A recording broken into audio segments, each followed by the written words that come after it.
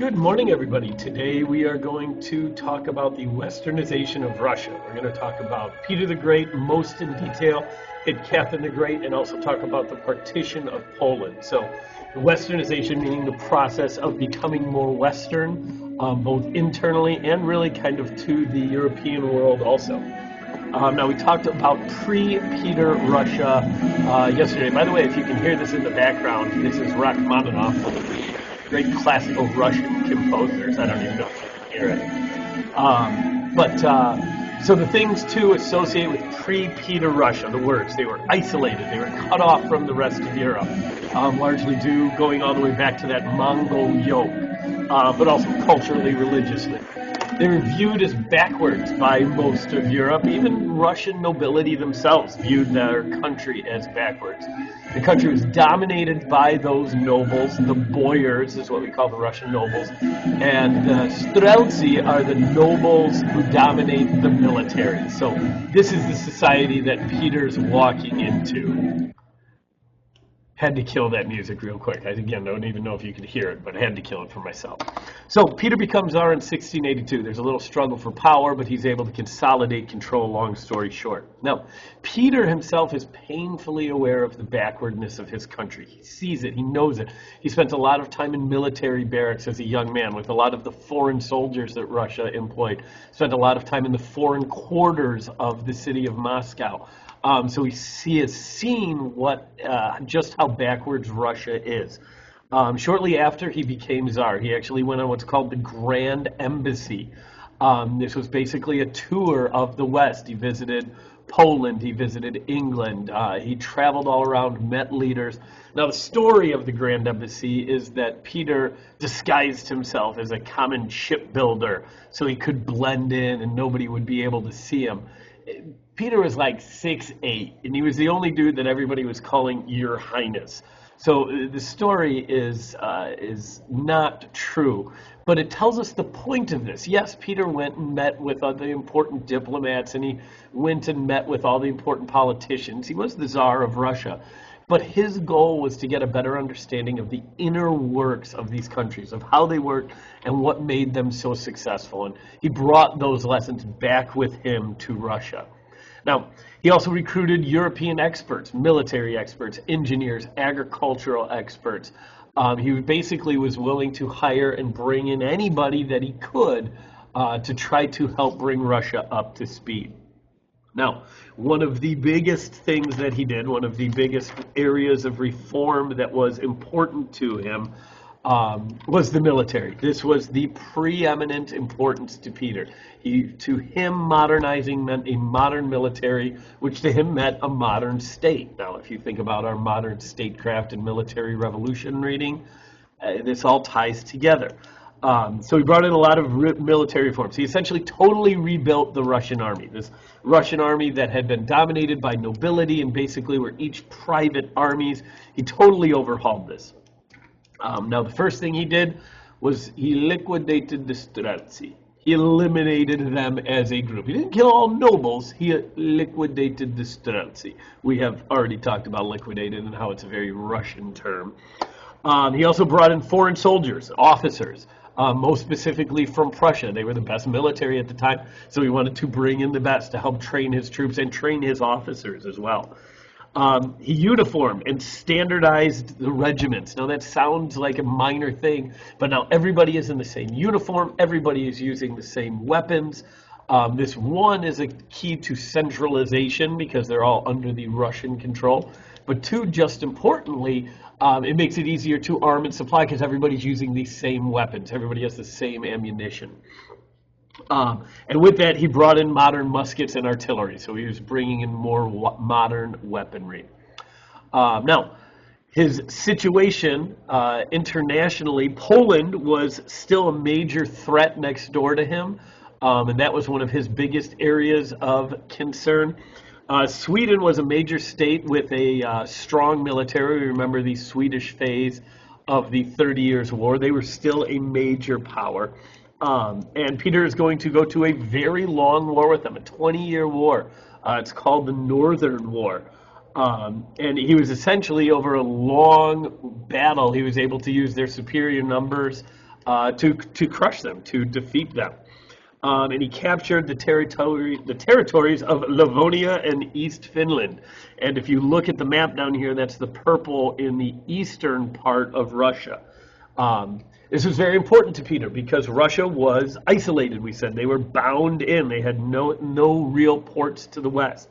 And so Peter is going to take this new land that's on the Baltic Sea, the northern part of the Baltic Sea, and he is going to create a new capital.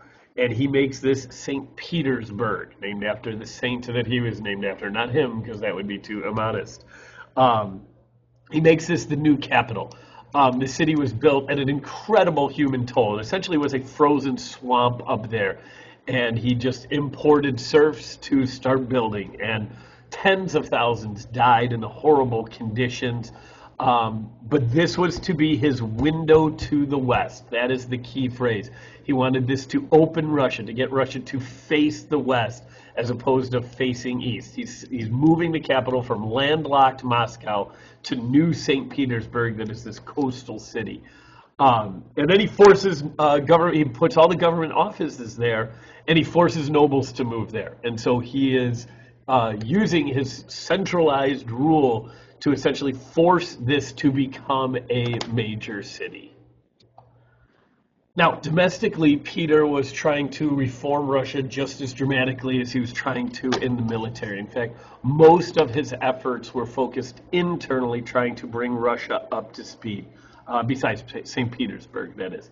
Now, as far as the economy goes, the easiest way to think about Peter's reign is he started putting taxes on everything. He taxed transactions, he taxed just about everything he taxed.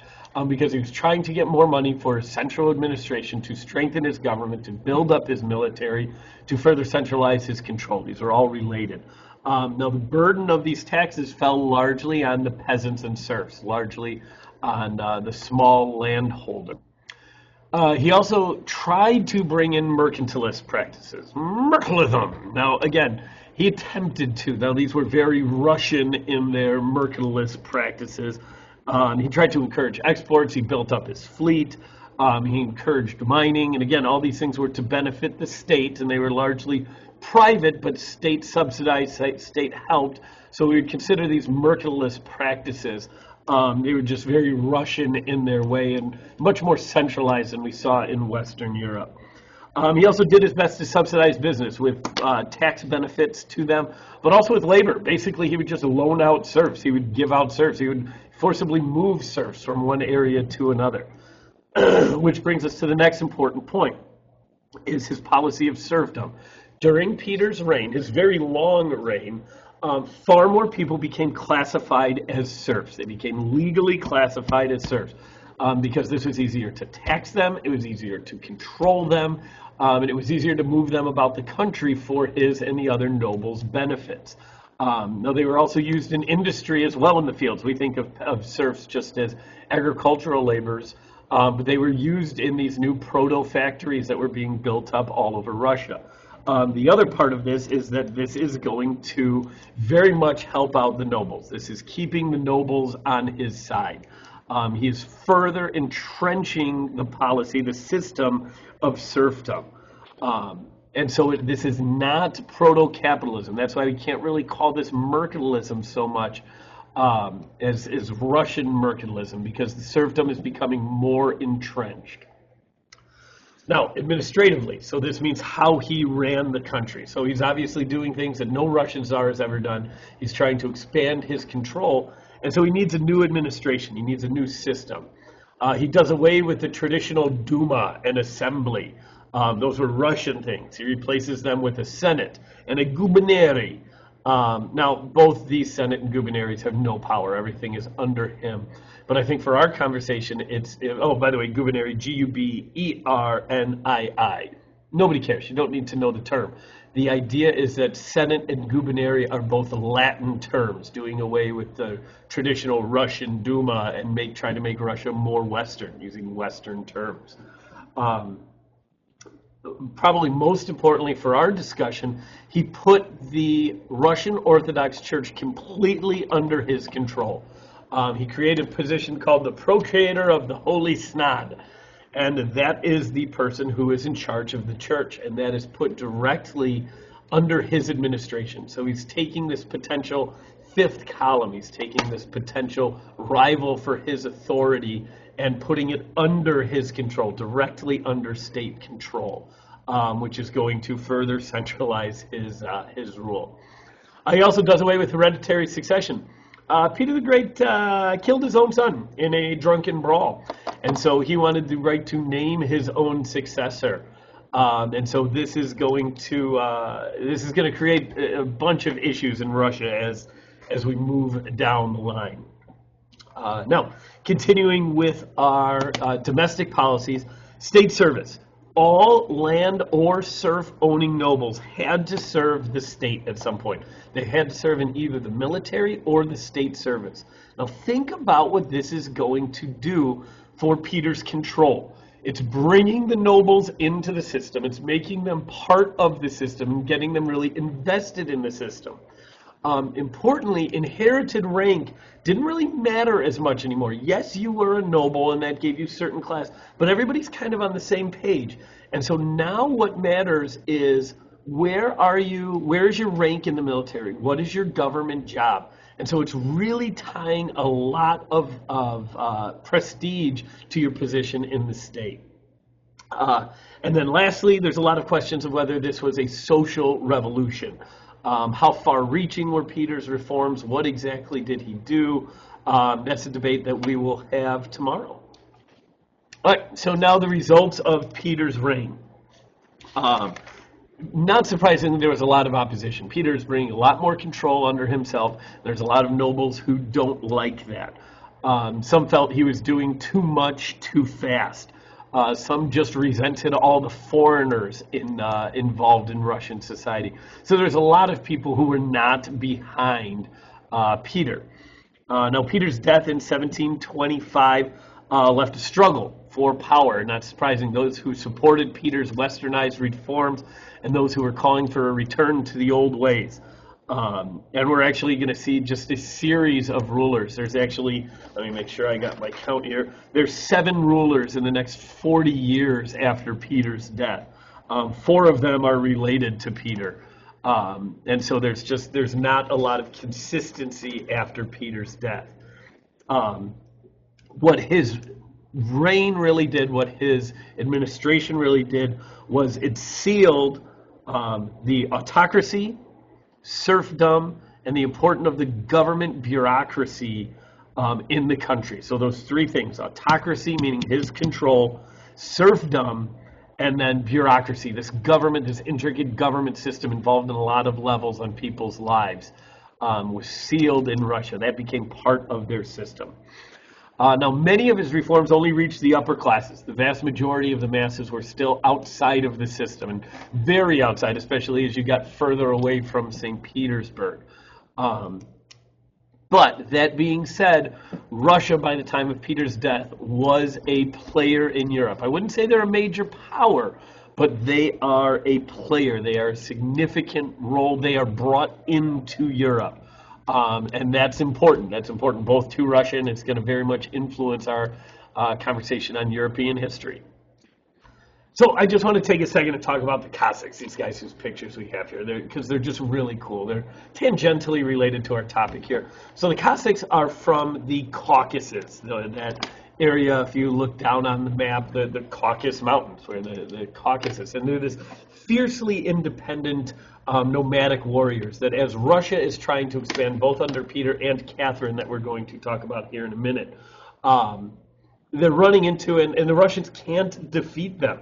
So essentially the Russians bring them into the system, and they make a special area. They basically give the Cossacks their independence in exchange for being the border guards. We had the Persian Empire, we have the Ottoman Empire down there, and so they are given their independence and allowed to be their own, essentially kind of a state down there in the Caucasus Mountains, as long as they secure the border for Russia.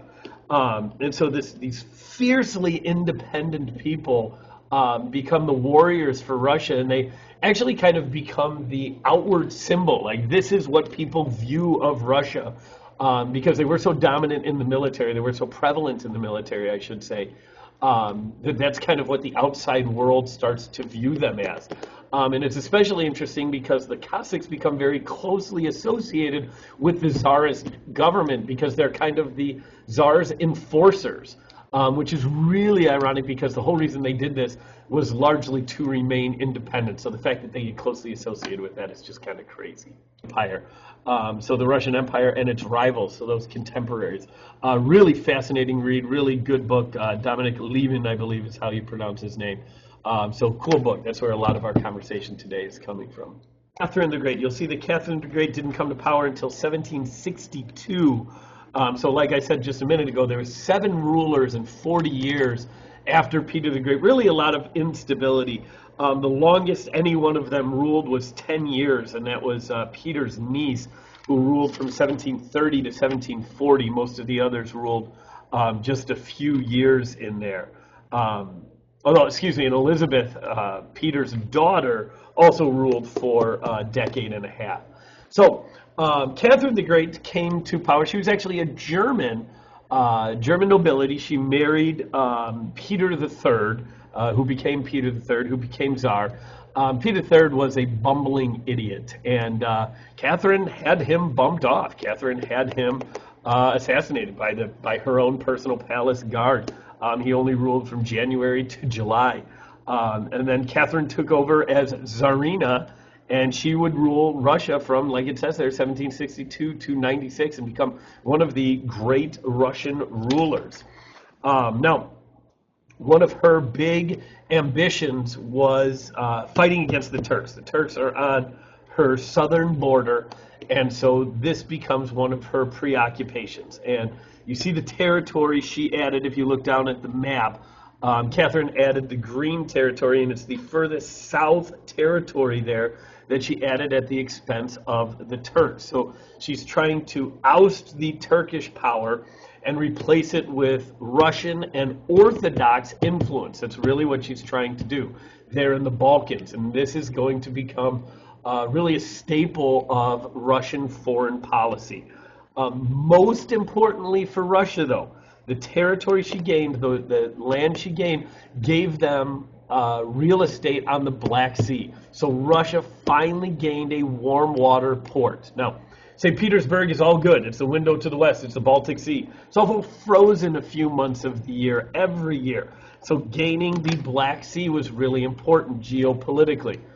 But that is also going to put a further stressor between Russia and the Ottoman Empire, because whoever controls the straits, whoever controls the Dardanelles and the Bosporus, controls the keys to Russia's back door. That's what they call that.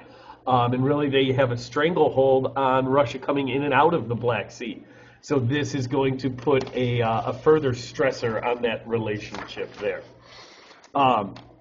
Catherine really wanted to be the leader of the Orthodox world. So there was a whole bunch of Orthodox churches, Russian Orthodox, Serbian Orthodox, and among many others. And she wanted herself personally and Russia most specifically to be the leader of that. So that is going to be an aspect of her foreign policy. And again, we're going to see that become a staple of Russian foreign policy.